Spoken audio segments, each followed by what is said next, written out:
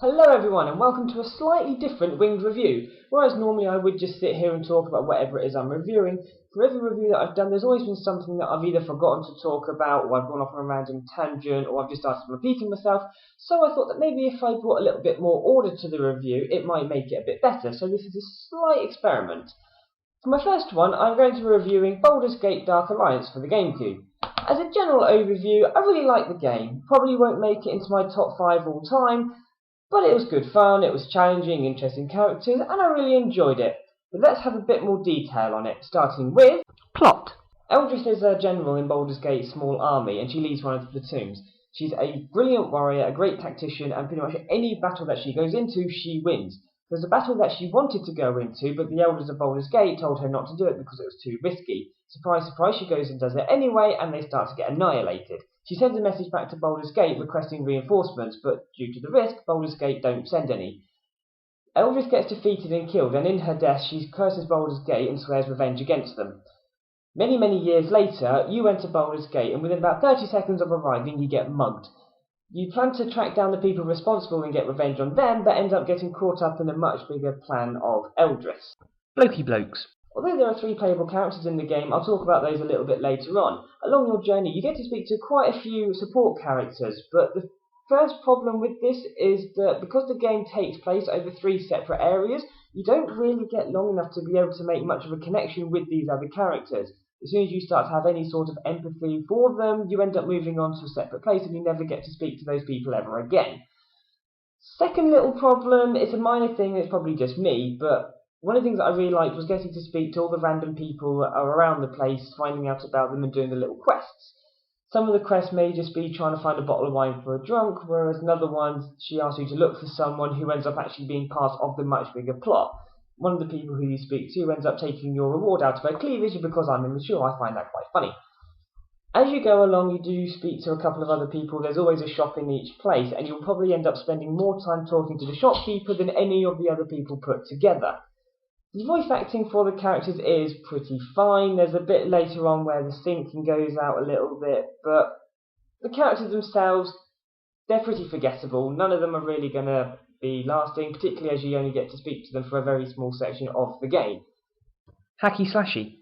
Think of toned down X-Men Legends. Now, I loved X-Men Legends, even the second one. One of the things that I really loved about the games was the combat system. Though you do have your hard attack and light attack, you've also got your mutant powers, your combos, your aerial attacks. All of it can be moulded in together to make some really good, epic battles. In Dark Alliance, it's pretty much just a case of hammer the A button until everything in front of you falls over, maybe press the odd B button if you're feeling a little bit sassy.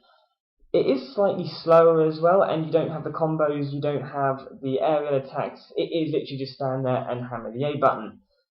It's the same view as X-Men Legends with the camera going down, and pretty much every button is the same, with the odd variation, like with the healing. One thing that I was quite surprised about this was about how gory it was. Though I wasn't expecting a lot of gore, as you're hacking things up, you do get sort of the blood splats on the floor, but as you're fighting the rats, you can end up chopping them in half, and if you fight the lizard men, you can end up cutting their heads off. You also get a few zombies which dig around on their insides, pull their guts out, and then throw them at you, which is a little bit nasty, but it was really good. The enemies themselves I will also come on to a little bit later on, and it's fine. You just go through it, it's a little bit repetitive, but it seems to be able to, because of the level up system, which is actually a little bit slower than most games. In most games I think you end up normally being probably around level 30 or something by the end of the game. In this I think I ended up being at something like level 17. And although you do have the point system, I don't see the point in putting the points into attributes and feats that I'm just never going to use. So I tended to build them up and then use it on something really good. The problem with this was that I'd be struggling for a little while, I'd then level up, get something awesome, and then I'd just blitz everything. So it's the same thing with finding the weapons. Weapons appear at the same point, whatever character you are, whenever you do it, so you can always count on when you're going to get the next best weapon. You'll probably just get that one and keep it until you then get the next one, which you'll probably either buy from the shop or just turn up from the same chest every time. That does take a little bit out of the RPG element, and one of the things I like about RPGs is that you actually get to see the improvement of your characters as you go through the game. having this, knowing where the next best weapon is going to come from, how much it's going to cost you or something, it does slightly take something away from it. It probably would have been better if they'd have not so much, with a lot of the weapons you find other than the one good one, they all seem to be pretty much the same. Even by the very end of the game, when I had a weapon that did 50 odd damage, I was still finding weapons that did 1 to 6 or 2 to 7 or whatever. So it probably would have been better if they'd have gone less for the focusing on variety and just gone for a few more good ones that could have randomly appeared, just so that you could have a little bit of variation with each game and with each character. It would have made things a little bit better, but either way, it's still good fun.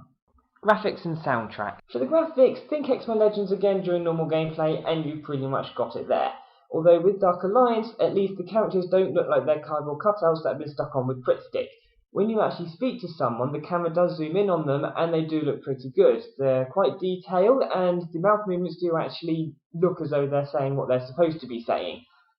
Audio, the Elf Song Tavern has quite a nice tune and the main theme's not too bad, but other than that you could probably turn down the sound and just have the sound effect and you wouldn't really notice much difference.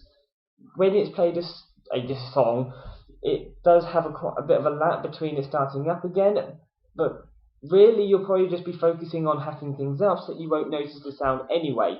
The sounds that are there aren't really that great, so the audio, I won't say the audio lets it down, but you won't be whistling any of the songs anytime soon.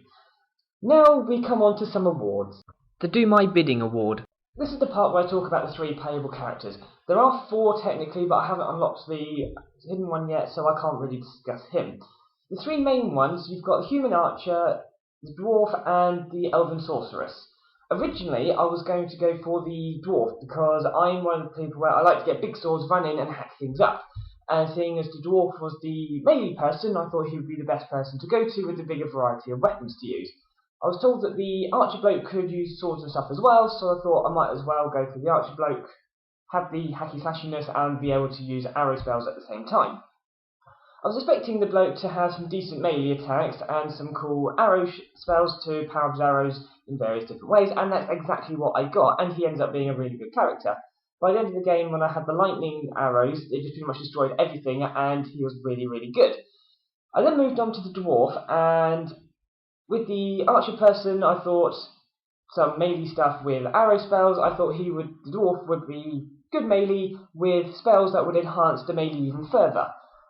Didn't happen. The spells that he did have were random things like the Bull Rush, where it says that you charge at the enemy and hit them with your full body for major damage, but it ended up being completely crap and I only used it down long corridors for the extra speed boost. He did have a few other little spells, but I never really used them. I did go purely for melee with him, and his attack power wasn't really good enough compared to the Archer Bloke in order to make his lack of spells worthwhile. Quite disappointed with him. I was expecting a bit more, didn't get it, so he's pretty much out of this award. The Sorceress, as I mentioned earlier, because weapons appear at the same times in the same places, I ended up starting with the first few levels just going melee with her, and she starts off with a single fire spell where she sort of stands there and go at that and all this flame comes out of her hand, which seems good at the time, but the damage it does isn't really that good, and you're better off going in with melee. I didn't put any points on any of these spells until about level 7 when I got the Thunder spell, and the Thunder spell is amazing. You know, just go budov, and this massive ball of lightning comes out, and it zaps everything along the way, and it just annihilates them. It's great. I didn't do the other spells because I don't see the point in putting points into spells that I'm never going to use. Although the fire spell was naff, I didn't see the point in making it go from naff to just slightly less naff. It did have its uses, being able to get a load of enemies to come at me, then hiding just behind a door, then turning to face them as I try to get to the door, just go poof, and just standing there and letting them all burn up was really good, and it did help. But it wasn't good enough to put points into it. But once I got the lightning spell, I pretty much just didn't put points at anything. In every second level, I just powered that up, and any leftover points I put into things like mana regeneration and things like that. So by the end of the game, she just absolutely kicked ass with that one spell. I didn't need any of the others. She did have the usual melee weapons and armor that I have for every other character, so it was just that one spell really that made her really good.